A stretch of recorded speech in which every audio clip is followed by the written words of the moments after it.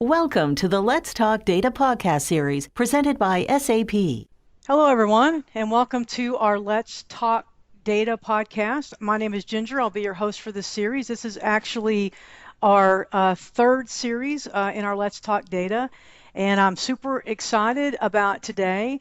Today, we're going to really be discussing machine learning and artificial intelligence and data management and data orchestration, kind of the combination of all those. In fact, if you've listened to other ones, our entire series is about this topic. But today is going to be extra special because we are really fortunate to have with us today two experts, both in AI and data science and data management.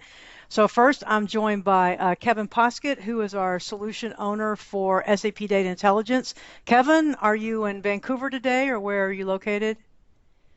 I am based in Vancouver and am fortunate to be home today. Oh, yay. So Kevin is we're really lucky to have him. I met Kevin a few months ago at SAP, and he's got so much knowledge and so much passion, and I'm just really looking forward to hearing what he has to say. Every time he talks, I'm learning something new. So Kevin, thank you so much for joining us today. I'm so happy that you're here. Thanks for having me.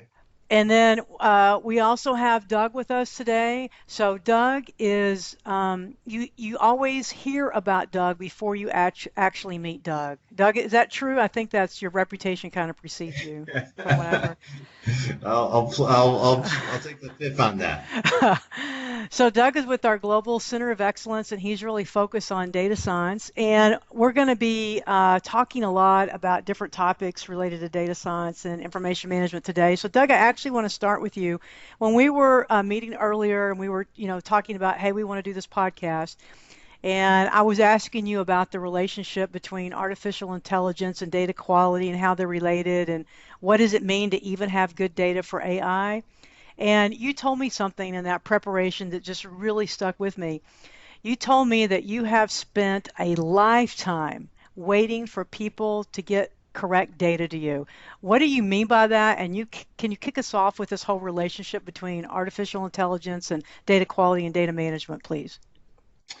Sure. So of course, machine learning AI is always focused on data. So data is at the heart of what we do. And of course, you want and need to have data quality. And often with traditional structured data, machine learning people spend, I would say, typically 80% of their time just munging with data, asking questions of data. And often this is where you really uncover data quality issues. So the data scientist thinks very differently about data than IT people. And you would think, oh, data is data. Everyone knows what data is. Everyone thinks about it the same way. But really, developers and IT people really think about data in a very, very different way. And often the data scientist is waiting for new data sources or for pulls to data that they're not allowed to have access to because it's part of an operational system, or all sorts of reasons why they're at the back end of the process around data. And it's so you often, especially when you're working with customers, or even if you're a data scientist at a company, you're waiting on people to get you data. And IT and data quality people are often kind of, well, the data's dirty. We're not gonna, we don't want to get you the data now because we're just not. We know that we have all these problems with it. We're gonna try to fix it. And often, kind of, what I'm like, no, don't worry about fixing it. Get me the data as is. I want to see the raw, unfiltered, unsanitized data, because when you often ask those questions of that data, you learn interesting things, especially when you can talk to either IT and or business people. You often kind of reveal subtleties about business processes and IT processes that are really important for you to understand to solve the problem you're trying to solve. So that's one of the reasons I've said, I've spent a lifetime waiting for data, and I would just kind of end this first initial thought by saying it this way, which is nobody ever has perfect data. If you wait until your data warehouse is built, or if you wait until the data is perfect before you start building models, you will never ever build any models. Okay. If we wait till everything's perfect, it's kind of like if I wait till I lose the 80 pounds I need to lose to go to the beach, I'll never get there. Is that right, Doug? It's exactly right. That's exactly right. And Doug, I think you're joining us today. You said you're in Hollywood, right? Is that what you said? Well, technically Beverly Hills, but Beverly very close. Hills, Beverly Hills. Okay, all right. So if you see a sighting of someone famous, I really want you to interrupt and let us know who you see there, just in case, right? Okay. We wouldn't want to miss seeing a movie star. Yeah. So, Kevin, I think it's really interesting that Doug has talked about this waiting for data, and our data quality is never clean, and it costs a lot to keep your data cleansed. And we talk to data quality people, you really have to think about what data do you need to keep clean and where do you want to invest. And so you're the solution owner of SAP Data Intelligence that, if I understand correctly, is new. I'd like for you to update us on that a little bit. And it combines data management and AI. Why did we do that? Is it because of what Doug is talking about, or why is this combination of data management and information with AI important? And tell us a little bit about what you're doing at SAP, and just kind of fill us in some, if you would. Yeah, of course. So SAP Data Intelligence is a new product. And it was really born from the realization that when people talk about machine learning or they talk about artificial intelligence, it's really only half of the story. And as Doug alluded to, data is fundamentally what drives most, if not all, machine learning efforts and AI efforts. At the end of the day, we have some very complex statistical tools and methods that we apply to large sets of data in order to uncover patterns and trends. In many ways, it's the evolution of what we used to do around reporting and data visualization. And there are a lot of parallels between those two things. The human brain cannot look at hundreds of thousands of lines of data and instinctively notice patterns. And also humans tend to put their own biases in play. So a lot of the times when you're looking at a report or you're looking at a data visualization, you're really trying to confirm a hypothesis you already hold. Because we have so much data, because we have so many types of data stored in so many areas, what Doug said is truly accurate, that if you waited for the time that the data was perfect and all sitting in one place and in one data warehouse, and it was cleaned and it was this single version of the truth that everyone's been chasing for 20 or 30 years, that data is now out of date, or you've gone and you've acquired new data through an acquisition or what have you, and all of a sudden you're starting all over again. So we realized that in order to do what we call enterprise AI, and by enterprise AI, I mean AI that is trustworthy, AI that is transparent, AI that can be actually deployed into production as opposed to just sitting in the lab. In order to make all of those things possible, you need to have a handle on your data, and you need to do that in a world where data is highly distributed. And so it won't be sitting in just one single data warehouse, and it won't just be structured data coming off of some database system you have. It will be streams of data coming from sensors and IoT devices. It will be unstructured data from social media feeds or text or syslogs. It can be image data. It can be audio data. And this could be sitting anywhere. It could be within the four walls of your data center. It could be with a third-party data provider. It could be in a private cloud. It could be in one of any number of public clouds. And being able to orchestrate the flows of data between all of these systems, being able to give people like Doug access to this data, even in its raw format, but in a governed manner, so that the people that have access to that data are allowed to have access to that data, and that you're feeding back the work that is being done. So if Doug sees some quality issues and has an idea of how to fix it, that you're actually building that directly into this orchestration pipeline that you're doing, as opposed to Doug fixing the data for his needs. and then he goes and he builds his model and he's all happy. But then the next time someone wants to use the data, they have to do the same thing all over again. I think one of the reasons it takes 80% of the time sourcing and cleansing data is people are not reusing what they've already done. And so data intelligence is a solution that we have built comprehensive data management capabilities, comprehensive data cataloging and search and index capabilities, together with everything you need to develop machine learning models, to put those experimental models into production, and to actually automate to some degree the testing, the retraining, and the life cycle of those models. So the goal here was to bring together both halves in order to really make sure that people are able to deliver trustworthy enterprise-grade artificial intelligence. And that's really why, at the end of the day, AI is kind of the shiny object that everyone talks about, but the data is still what really matters. It's almost like if you went back 10 years and every executive wanted to have a dashboard, and then everyone's dashboard said different things, and everyone was arguing over whose pretty dashboard was the correct one. If your data is not clean, if your data is not well managed, and given today's complex landscape, that's very challenging, it doesn't matter if you have an AI model if the data that feeds it is inaccurate, because your results are only going to be as good as the input. It's the old garbage in, garbage out saying. So Kevin, the other thing I would say which is kind of the ideas behind data intelligence, which I think are going to be revolutionary in certain ways, is that often as a data science person, what I will ask in the process is, what data do we have available when we need to make a decision or a prediction? And a lot of times you'd have to kind of say to yourself, well, this other data I have is really interesting and useful and perhaps really very predictive.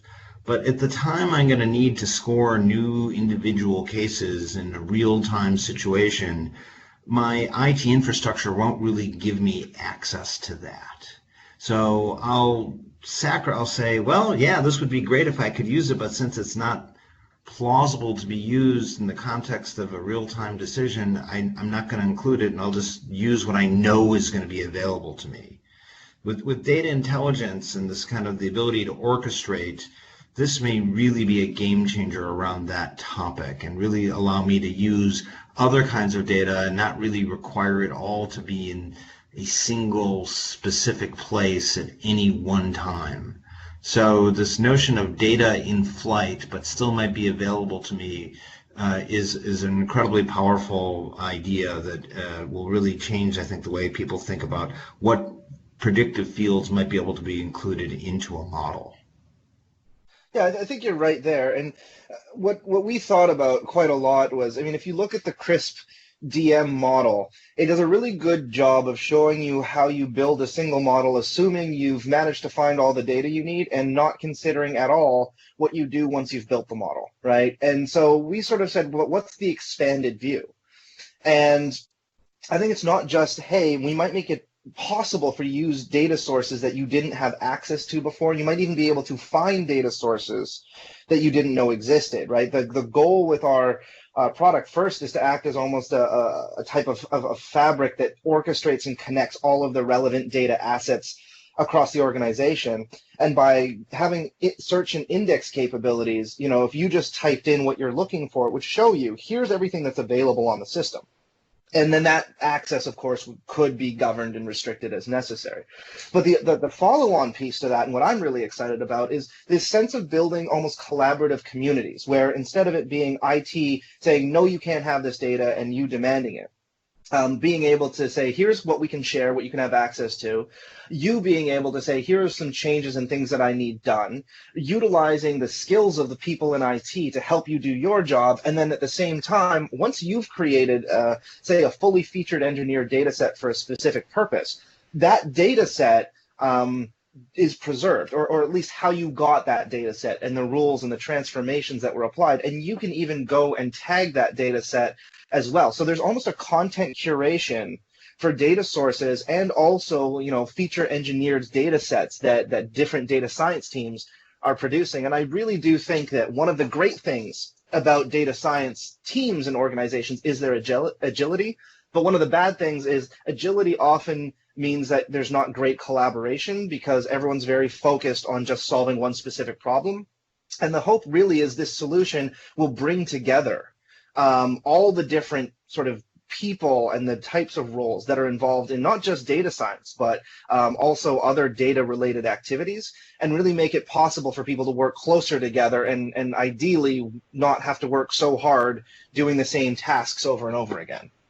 So Kevin, back in the day, what we would often do is a data science practitioner is create a data dictionary, which typically was an Excel document that was never kind of updated in any coherent IT enterprise kind of fashion. So you would say, here's the, and you'd have all these columns in there, and here's the name of the field, and here's a description of the field, and all these things that geeky data science people want and need to know about a field to think about how to build it into a model.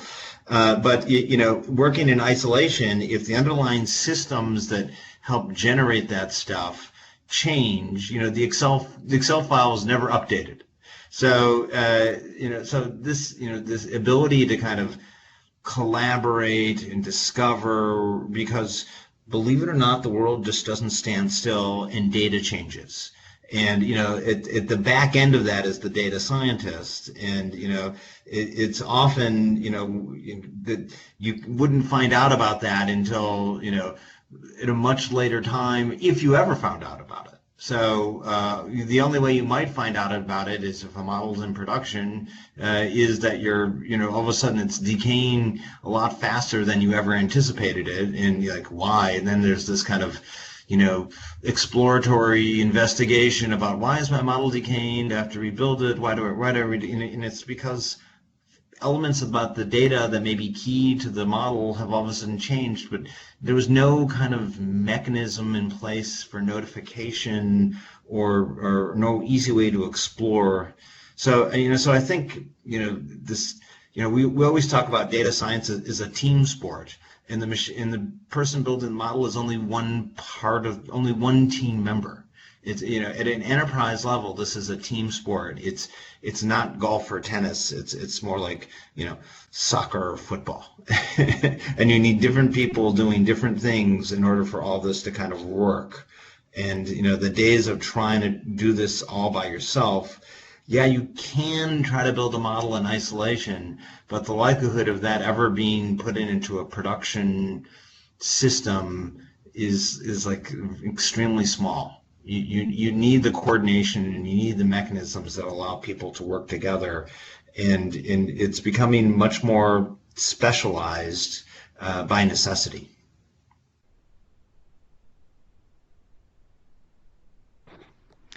So I have a question for both of you guys around this topic. If we look at, like, Doug, you'd said that the data science is a team sport where we need to really bring everyone together, and how we're thinking about things like data intelligence and this particular product that Kevin owns at SAP, being able to bring these two parts of the world together. I'm just wondering, how is that going to work in reality? Like you said today, Doug, that do the data scientist team, do they normally not get what they want from IT? So let's say, for example, we'll have this tool out here where different people will be able to use it. So maybe the data architect, maybe the data scientist. I guess my question is around how will this work in reality? Each person will use the tool at the time when they need to. Yeah. So let me start by saying this, that when we go talk to customers today, what we tell them is that this is a three-legged stool. You need, of course, you need data science people, and you need kind of people who are in a certain sense supportive around the data quality and all the data management. So nothing happens without data. So you need that infrastructure of people. And included in that is the data science person who, after the data is managed, is building models. You also need you need that IT infrastructure and to do the types of things that I think Kevin and myself and SAP community want our customers to do, which is to operationalize the machine learning and to make it part of business processes and systems. You need the IT people who are going to be doing DevOps, the people who are making sure the systems are up and running and everything is, there's highly reliable, highly available, disaster recovery, et cetera, et cetera. Because if you're building models that are part of a mission critical process, you need a set of, software development lifecycle set of approaches. Otherwise, it's never going to happen. Data scientist doesn't know how to do that. That's a whole other kind of set of skills. And of course, you need the business person to kind of bless that as you change kind of processes that were born analog into more digitized machine learning things. You need them on board as well. So it's you need all three legs of the stool, and if you only have two of them, it's going to fail. So so that's kind of the painful lessons that I've learned in my career is you can't just have the IT people, can't just have the data science people. You have to have the business people as well. All three legs of the stool are critical if you're really if you really want to make an impact with machine learning and AI. It's very easy to build a model.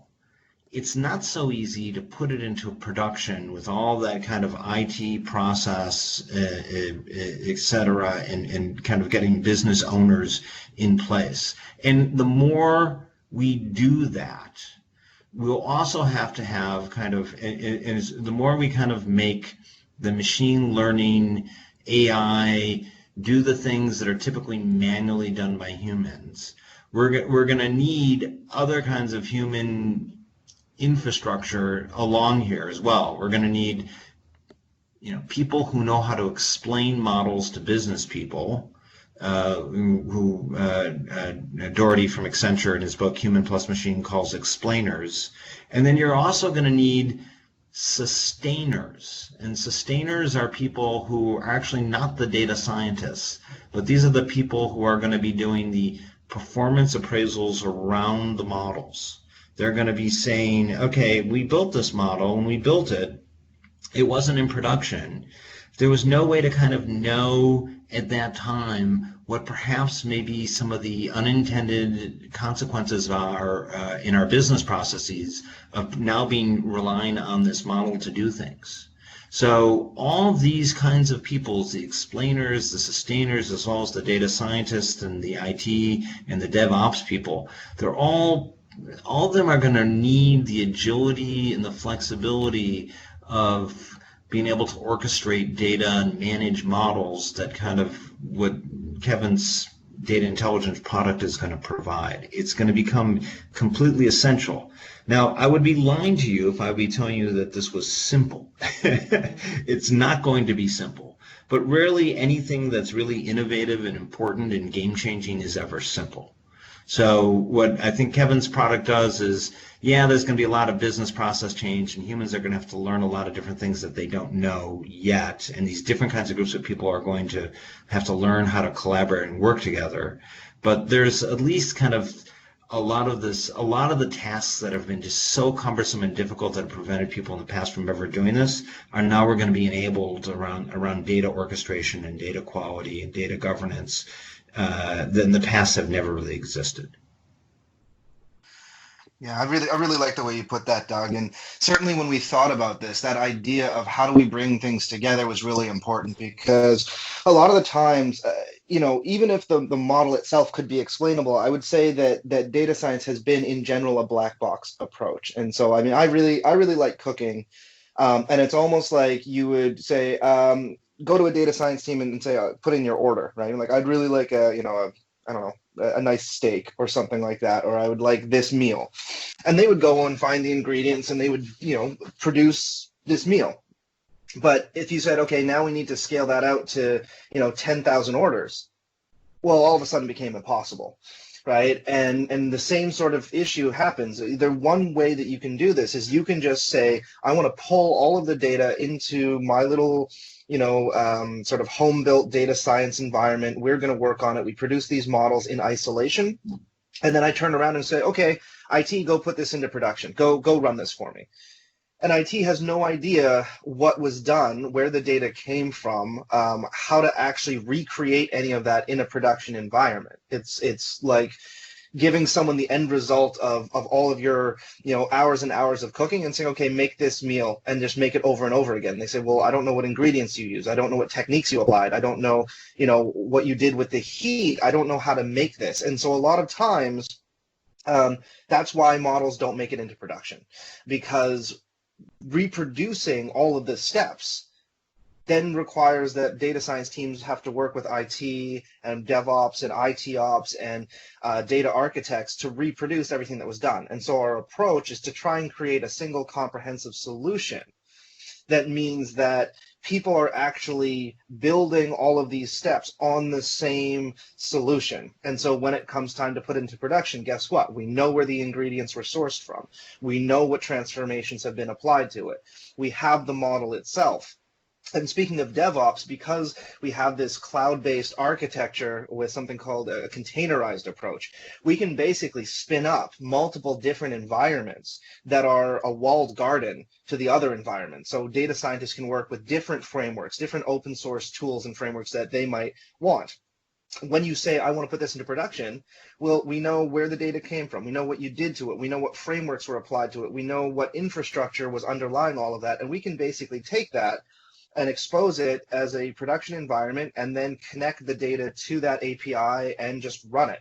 And it's not dependent on any other things in production, which is another area that things frequently fall down, because one set of data scientists may have used a different framework or a different version of libraries than another set of models, and those can't coexist. But because we have this container approach, we don't actually have that problem. So some of it is technology, but I think, as Doug alluded to, the best technology in the world doesn't matter if you don't have the right people and the right processes. And you need to bring together the collaboration of the people that are involved around a technology set that hopefully makes it possible for everyone to work and look at the same thing.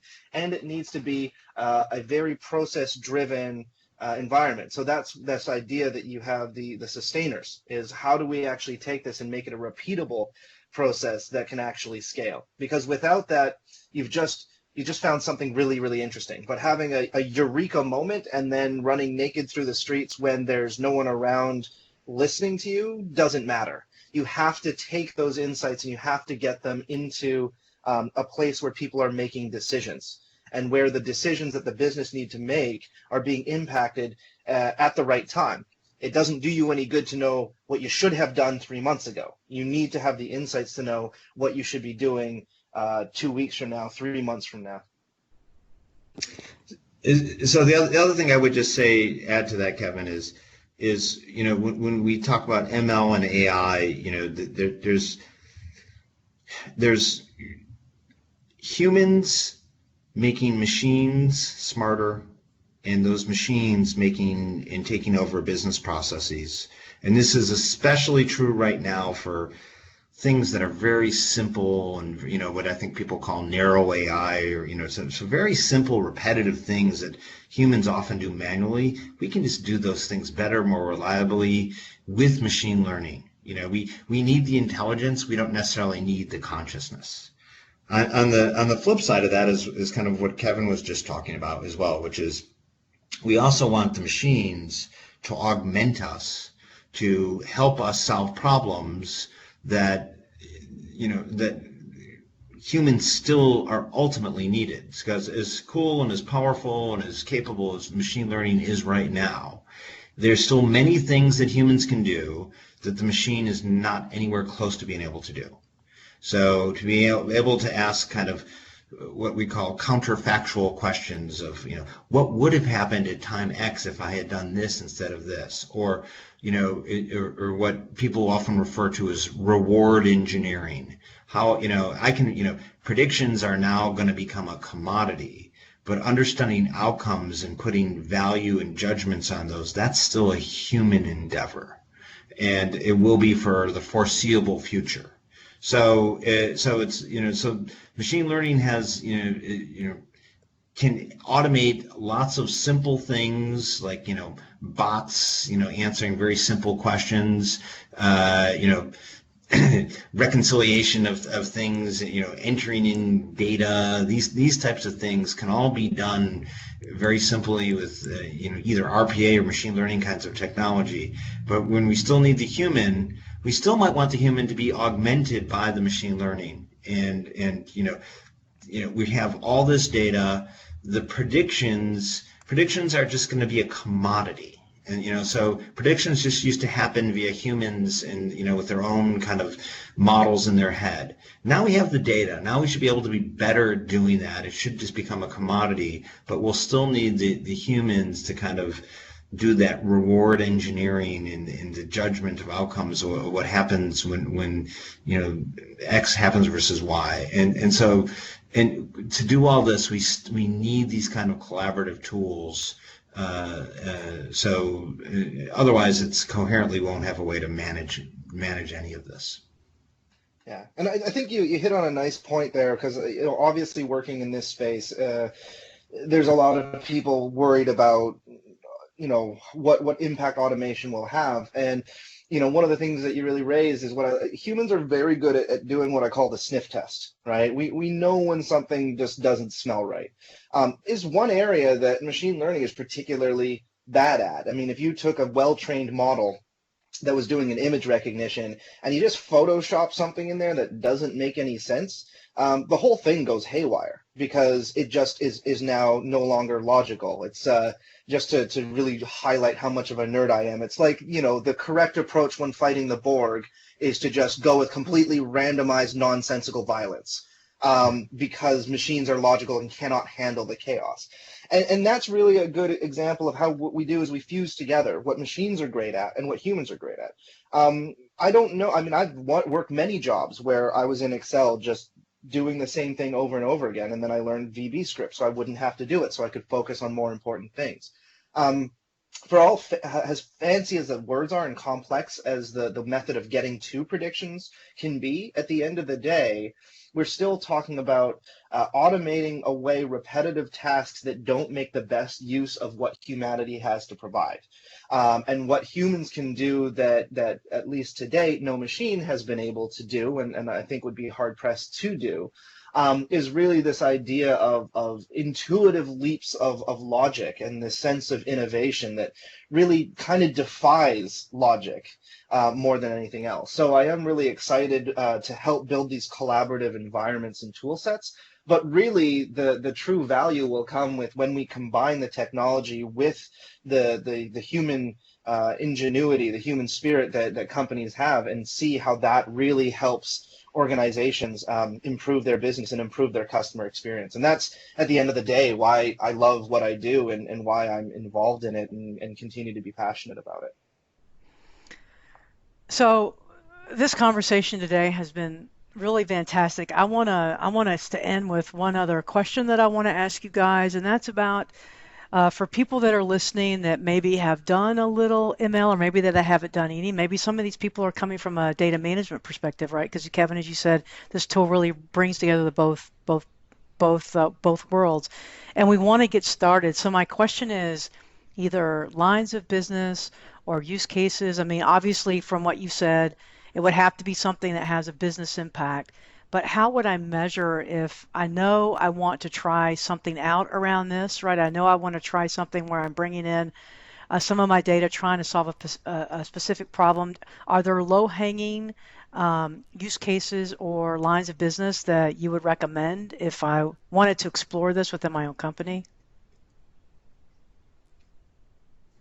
Well, so I'll take a quick one on it, but Doug probably has more background here than I do. I mean, certainly where we see people starting is usually something in the realm of sales and marketing and customer experience, right? If I can understand what products are being purchased, if I can understand what groups of products are likely to sell better together, cross-sell and upsell, or looking at, inbound interest and being able to score leads. I mean, these are areas where I think people have done a lot of experimentation. We certainly see in highly asset-intensive industries, predictive maintenance being really important. So can I understand when a part is likely to fail? And doing that requires combining streams of data and sometimes image data like infrared data together with business data. So there's still a lot of data work that needs to happen in any of these use cases. In the broadest stroke way that I used to talk to customers about this is, you really have the ability to say, okay, if I wanted to know the probability of an event or something occurring, what would be the most meaningful set of those events that I could predict, right? Like if you could say there's a 90% chance that X will happen, what is the X that would really make a difference to your business? And start writing those out. And then from there, figure out, do we have the data to actually do this, and start building those experiments? And I think that's kind of a prioritization exercise that you can think about. One of the challenges has been that people didn't really know how to think about the problems that they could solve. And so like we talk about classification and regression, and it sounds really complicated, but at the end of the day, it's, if you could have a probability that X would occur, what X would you like to know? And which of those creates the most business value? Or if you could understand why a number, so take revenue, for example, or an expense, what is driving revenue? What is driving that expense? That's what a regression is. And so it's really starting to think about, from a business context, what do I want to be able, what numbers do I want to explain and know what's driving those numbers? Or what potential events might happen where it would be really valuable for me to be able to look at which are high probability versus low probability events. Doug, I don't know what thoughts you have. You've been more hands-on with our customers, and I think you have more experience in the field. So would love to know what you're seeing. That may just mean that I'm older, but yeah. So the tendency, by the way, is, and what everyone wants to do is think not that much about the business problem and then just start jumping into data and trying to build models. But that is as tempting as that often is.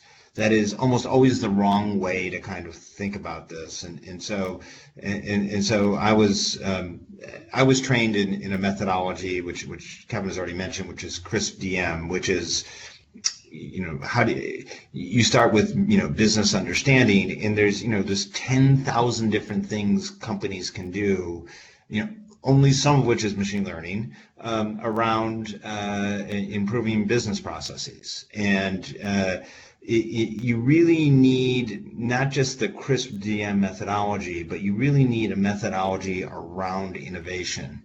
And one of the kind of incredible eye-opening things for me in joining SAP was this, this notion of design thinking approaches, where you really kind of go through a sophisticated approach of how you basically rank order what the opportunities are. And when I'm doing kind of a business understanding, business people, they're smart around their business. They may not necessarily know anything about machine learning, but they don't necessarily have to. But what they do need to understand is, when you ask simple questions like, if I can predict something, and I can predict it correctly, help me understand what the monetary value is for you as the company. Or if I predict it and I'm wrong, which will almost always happen, what does that cost me? Or if I predict a false and it's really a true, what does that cost me? So I kind of create this little 2x2 matrix saying I can predict a 1 and it is a 1. What's my business value? And I don't answer that. I'm not I'm not the right person to answer that. That's the business owner, or those are the kinds of questions that you need to answer first before you ever start looking at data and these types of things. And as Kevin mentioned, it's very tempting to kind of do this around your customer life cycle, things. So acquiring customers, upselling, cross-selling customers, and that often sounds incredibly sexy and a thing that has immediate impact around sales and marketing, and it often can. But at SAP, for example, we have lots of customers that are really B2B customers, and and that may not make the most sense for them. So it really, in many ways, it depends on where you are in a life stage as a company. Are you an analog company, and where you've done a pretty good job of kind of managing customer experience, and now you need to do innovation? If that's the case, then maybe your focus is, how do I use machine learning to help me create the products and services that I'm creating? If, on the other hand, you're you're a startup, that may be the other, maybe the opposite extreme. So it does, the tendency is for people to not think and come up with the use cases of how here's the 30 things I should be thinking about, and figuring out a way to rank order them in a business context. And that's usually what I find companies find extremely difficult to do. So prediction is not the end of itself. There has to be this kind of reward engineering that takes clever business people to think about. And if I predict this, and this is the outcome, what's that? What's the reward for me? That's the kind of thinking that I think it's difficult for business people who've never thought about machine learning, who are analog, who are born analog, that they need to do that. And the other thing I would say is that often we have measures, we have data, but the way we're trying to measure something is often inadequate or really poor. And then if you try to do machine learning on that, you'll often get really suboptimal outcomes. So, I was talking just the other day to a customer who is trying to control waste on, they make lots of products. It's very expensive to make them, and they sell them to consumers. These are, in this case, food items, and they're measuring waste. But the way they measure the waste is often really poor.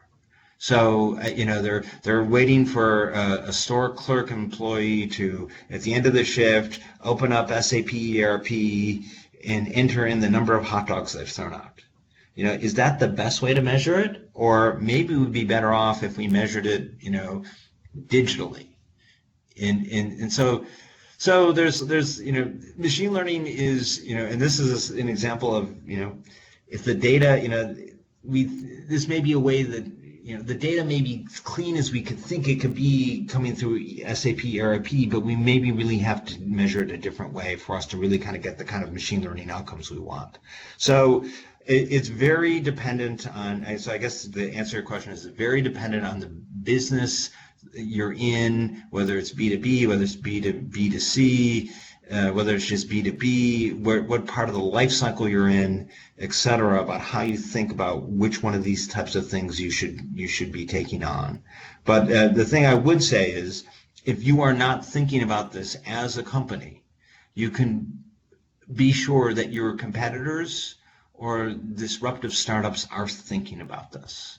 And the basic idea is, how would I take data and for these disruptors, add machine learning to it, and come up with a superior product or offering. And these companies that are born digital have lots of advantages over the old incumbents. And if the incumbents don't think about how they do this stuff, they could find themselves disrupted.